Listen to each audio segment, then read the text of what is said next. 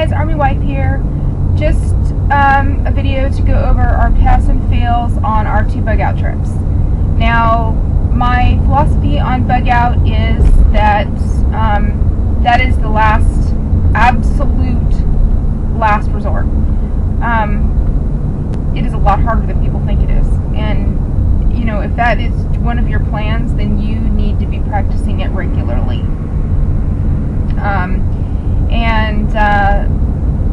You know, this whole idea of throwing our packs over our shoulders and, you know, running out into the woods like Jeremiah Johnson and living off the land,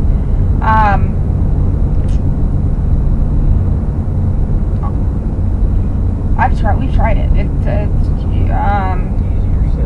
It's much easier said than done. That was from Big Daddy. He said it's much easier said than done. You know, we weren't competing with the rest of the population.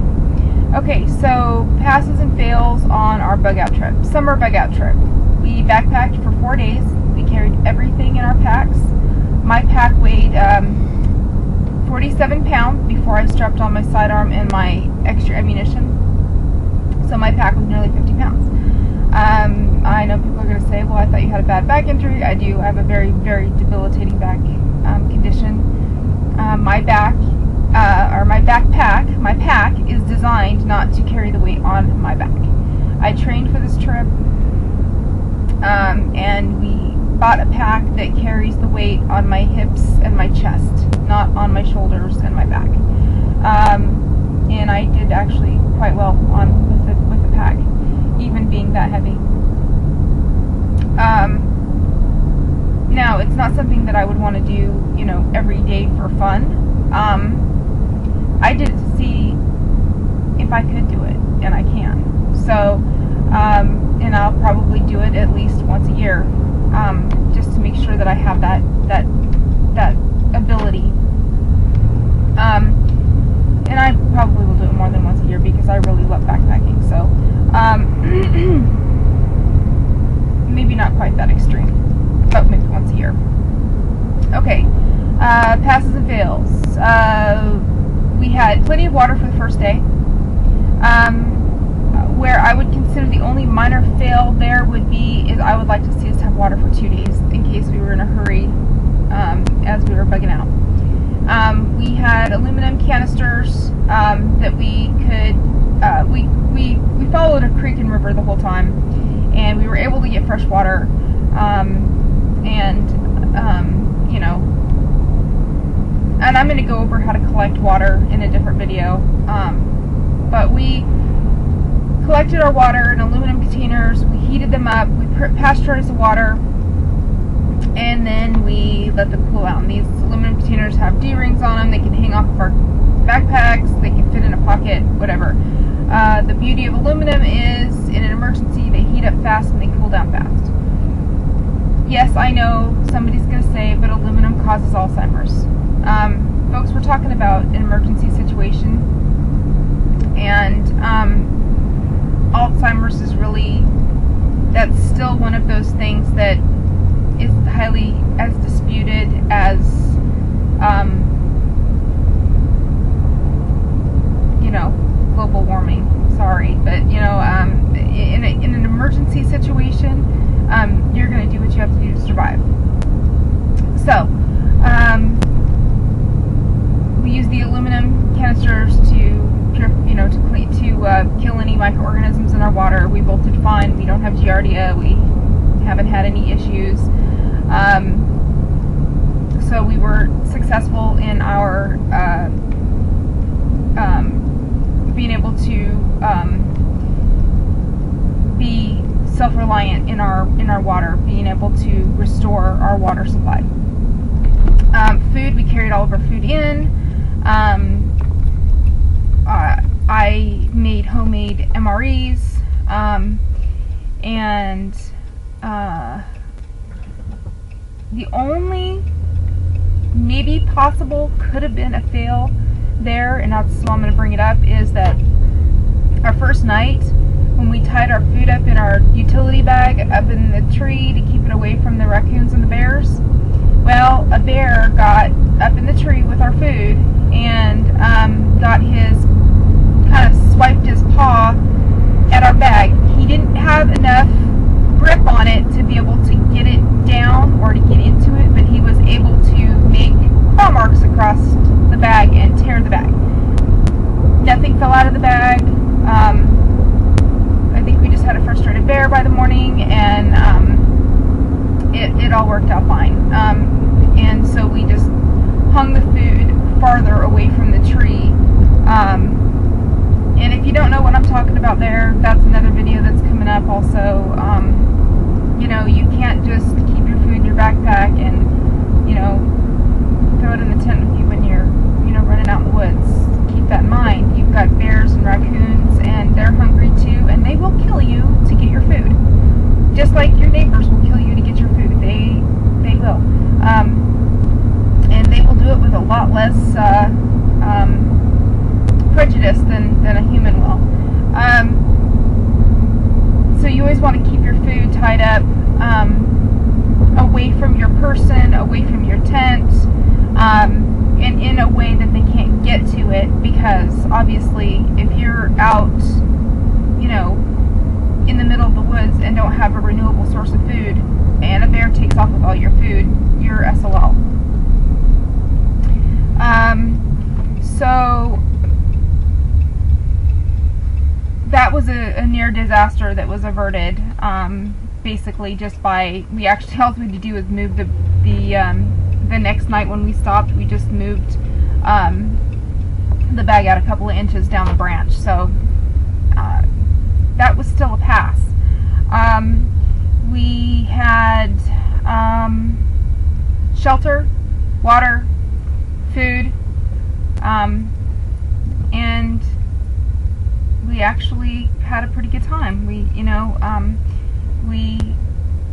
always try to find ways to entertain ourselves, and if the two of us are together, we're always pretty much entertained because we feed off of each other. So and entertainment is a big deal. It keeps your spirits, you know, going, and that's another thing that another video that's coming up too is about fire. And I've said in a previous video, you know, fire is, you know, #1 important, and people say, well, no, it isn't. Water's #1 important. Well, that fire is comforting, that fire is relaxing, and that fire symbolizes safety. And it puts you in a mindset of survival. Fire, in a sense, is the epitome of survival. Is the symbol of survival. So really, that's why I say fire is so important, especially to teach females, because fire is comforting to us. Take that for what you will. This is just my advice. So back to the pass and fails. Winter bug out. This bug out was a bug out in our car. Our truck, I keep calling our truck a car, my husband's like giving me the evil eye.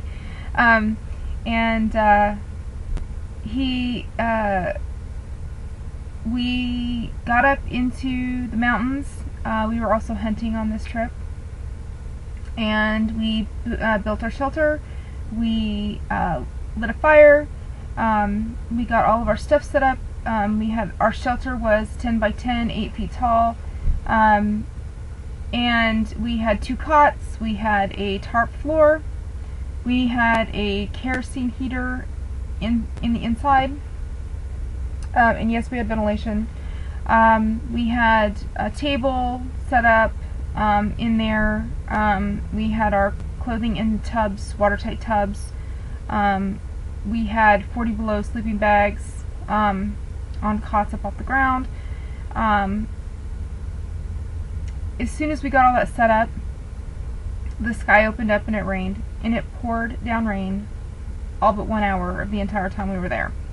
And that is the only hour that we got to hunt. And actually, we hunted in the rain for some of that time. and everything was a pass. I had a backup heat source. We had plenty of water. We had a backup water source. We were next to a river. We had plenty of food. We had brought food, plus we were hunting, you know, with the idea that we would eat what we you know, harvested first, and then, you know, eat from our food store second. We had all of those bases covered. We had shelter, adequate shelter, dry shelter, warm shelter. We had warm, dry bedding. Both of our sleeping bags are designed to, you could go out in the woods in a rainstorm and climb in them and zip them up and go to sleep and wake up warm and dry. So we were a pass on all that. Where we failed was food, cooking the food. I had intended to do campfire cooking. I had my heart set on it. I was going to do these videos on, you know, cooking over the campfire with cast iron, and I pretty much had tunnel vision about that. And when I was packing up my camping or my cooking gear, I packed up all my cast iron, and I looked at our camping backpacking cookware, and I don't need that. So I skipped right over it. Well, guess what?